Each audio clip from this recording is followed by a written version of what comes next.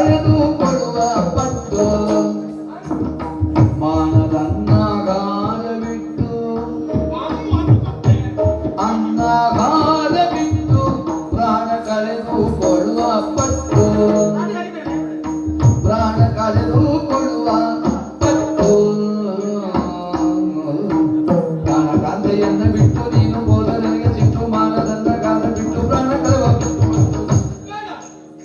ಮಾನದನ್ನಾಗಾರ ಬಿಟ್ಟು ಪ್ರಾಣ ಕಳೆದು ಕೊಡುವ ಪಟ್ಟು ನಾನು ಬಂದರೆ ಬರುವುದು ಏನು ಬಂದರೆ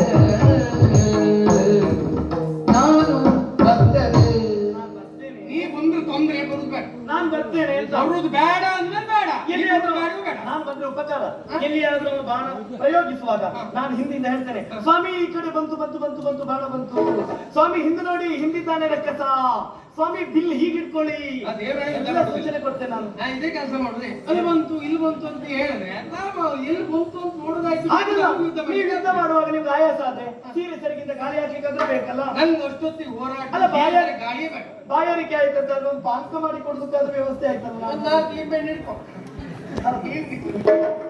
ನಾನು ಬರ್ತೇನೆ. ನಾನು ನಿಮ್ಮಲ್ಲಿ ಏನು ಕೇಳಿದ್ದೇನೆ? ನನಗೆ ಸೀರೆ ತಂದು ಕೊಡಿ, ಆಭರಣ ತಂದು ಕೊಡಿ ಅಂತ ಕೇಳಲಿಲ್ಲ. ಹೋಗುವಾಗ ಕರ್ಕೊಂಡು ಹೋಗಿ ಅಂತ ಹೇಳಿದ್ರೆ ಕರ್ಕೊಂಡು ಹೋಗುದಿಲ್ಲ. ಯಾವ ಕಾರಣಕ್ಕೂ ಇಲ್ಲ. ನಾನು ಊಟ ಬಿಡ್ತೇನೆ, ನಾನು ನಿದ್ರೆ ಬಿಡ್ತೇನೆ, ನಾನು ಬದುಕುದಿಲ್ಲ, ನಾನು ಸಾಯ್ತೇನೆ.